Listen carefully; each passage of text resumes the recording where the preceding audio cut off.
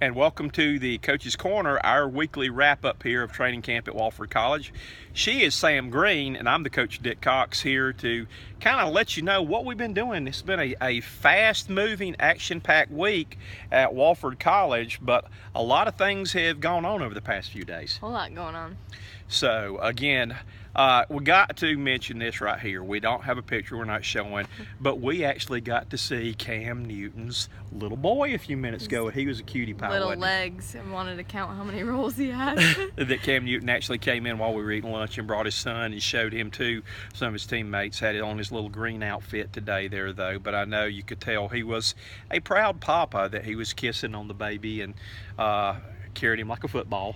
I heard that his son's name is Chosen, and he had a jersey on, I guess earlier the week maybe, that said Chosen on the back, and then Cam's number, which is 1, so Chosen 1. Gotcha. So a little history Okay. on the name of him. That explains that. I did not realize that till you saw Just it. 'Cause found that out. I saw the jersey that he had on the other Yeah. night, though, with that, though. So, again, starting back, move-in day was an action-packed day that we had a chance to talk with several people that day. But one of the first interesting story of the week was that we met a young man named Charlie from Chicago that was a sports writer. He was a member of the media. He was one of us working for Kids SI Sports Illustrated, though. So that was kind of interesting of what he was doing and how he got the gig of coming to Spartanburg. His dad went into further explanation, saying, you know, he just did his research on the website and saw that he could apply for it, and that originally Charlie didn't realize how much, you know, the process was to be able to apply, but he stuck through it, and he said that the final result was obviously worth it.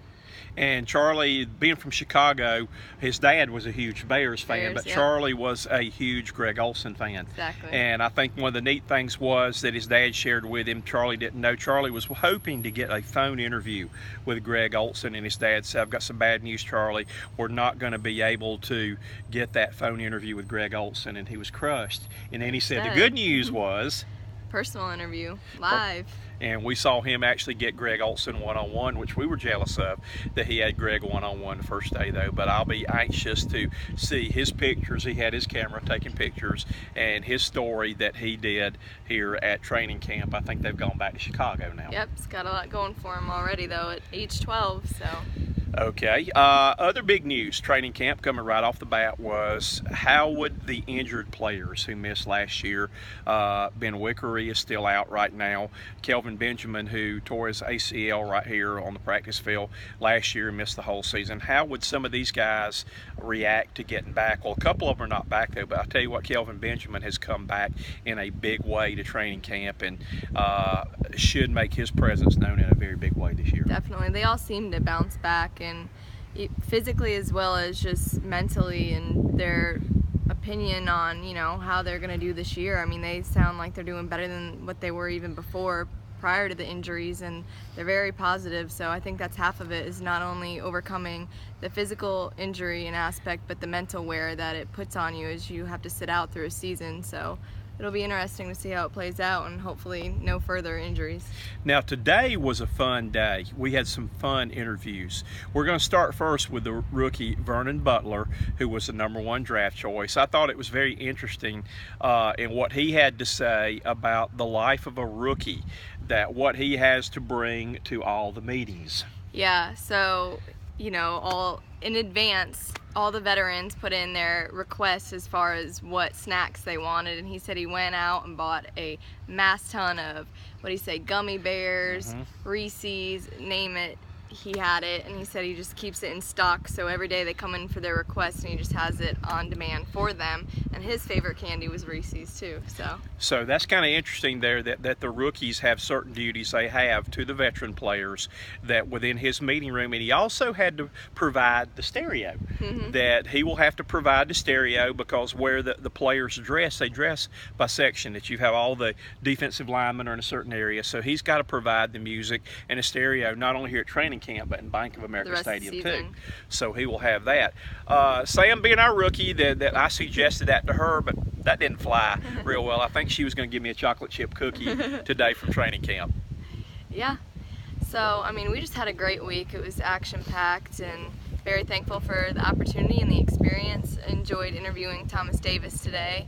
He showed up to a lot of the Hornets games. I saw him there personally as I was dancing last year, so got to ask him who his favorite Hornets player was, but he couldn't narrow it down to just one. He said MKG he liked, he enjoyed Kemba, so stumped him on that one. But we had, great experience, a lot of personal insight on their thought processes, and just looking forward for the season to come, and hopefully they can come back even stronger than last year. And again, Thomas Davis was I think probably supported the Hornets more than any other player. We Definitely. saw Ron Rivera get there a lot, but I know Thomas, I think, had courtside reserve seasons tickets. He had a lot of date nights with his wife. So, and even brought the kids a couple of times Yep. when the wife couldn't come. And I think you mentioned that his wife had on a lot of different pairs of shoes. That's the next question I have for him is, where's her secret store? And I wonder how much she's paying for all those shoes, because there's a new fabulous looking pair every time. Well, I have a feeling he can probably afford it, though. Yeah, definitely. But it's kind of interesting in talking with him, too, that he has taken a guy kind of under his wings, Jeremy Cash, who we interviewed yesterday, who was the Defensive Player of the Year in the ACC last year at Duke University, a very intelligent guy who wants to be an FBI man when he finishes up. But Jeremy was a defensive back at Duke, and he's making that transition that the Panthers are going to try to play him at linebacker, and that's exact same thing that Thomas Davis did when he came out of University of Georgia. He was a strong safety, I believe, and then made the transition to linebacker. And we asked him, had he been a mentor to Jeremy, and he said, matter of fact, he was getting ready to go meet with him then. And that's kind of neat. Would love to see that transition be pulled off, because Jeremy Cash he was also student athlete of the year and for football in the ACC. Very smart guy, though, but would like to see Thomas be able to help him and mentor him. Who knows, maybe step into Thomas's role. But Thomas is not ready to go anywhere yet. He said he's 33 years young, and he's going to go as far as he can. As far as he can, though. But no cap. Great to see him back there playing. Today when he came in, he had his arm in ice from that tragic accident that he had, breaking his arm right for the Super Bowl, and he had to have the quick surgery and all, though. But Thomas Davis is a class guy. It was the Walter Payton Award winner for outstanding community service and all, and it just continues to get the awards for the many things he does for the city of Charlotte. On the field and off. All right, another guy we had a lot of fun today with was Ryan Khalil. Now, yesterday you probably saw our post of Ryan Khalil's kids. He just has the cutest kids. It's family day there, though, but this guy's hilarious, though. Such a jokester. Walks in a Star Wars shirt. Had his Star Wars shirt, and I asked him if he was going to start a clothing line for offensive linemen, and he kind of cracked on Cam's clothing line there, made fun of Cam's clothing line, though. Said he would just stick to wearing the Star Wars t-shirts. But he said that if he would create one, that it would be better than Cam's, because he said it's not too hard to beat, so throw shots to Cam from him. I will have to throw that one back at Cam later on the next time I fashion one of Cam's sport coats. But the big thing that he's come out with, really neat, and I'm looking forward to buying, that he and Jordan Gross and Jeff Handgardner, two retired linemen that he played with, have written a book. And they have got a book on funny things that rookies have done, or rookie mistakes and all, that will come out, I think, in September, though. Yeah, he said. But it's going to be one that I know I will actually buy it. He said most players on the team do not read, so he made sure to put lots of pictures in it where they could look at the pictures. And start a book club, he said. He's going to have a book club, and I know if Sam has anything to do with it, she'll give him a test at the end of each chapter. Pop quiz. With that, though. But I'm looking forward to his book. I think you'll be able to get it September the 5th or 6th, and it'll be on Amazon.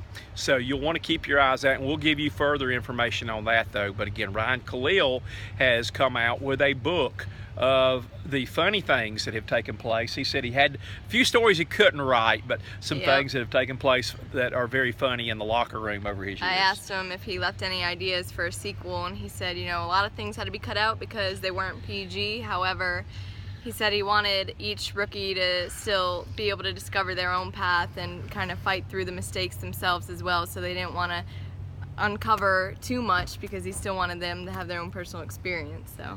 So it's been a fun week. We've had some great interviews so far that I think that we've had. Kelvin Benjamin, Cam Newton, and then we're able to get Ryan Khalil. Luke Kuechly yesterday was a lot of fun, asking him about working at the Beacon Drive-In for the day and some other things. So we've had a lot of fun here. But it's going to be starting tomorrow. Coach Rivera made the comment as he's going to find out what this team's made of, that this will be their third day in pads. It was hot this morning. So hot out here, and he said a lot of the guys are starting to get sore carrying the extra weight. It's going to be hot, and he's going to find out something about this team tomorrow, how they respond to the heat and third day in pads. A lot of IVs too. Right. I think Ryan Khalil even mentioned he had an IV after practice with from his boo-boo. He didn't get stung. He had an IV, but he had his Band-Aid on there though. But we're going to start probably separating things now. The intensity will probably pick up.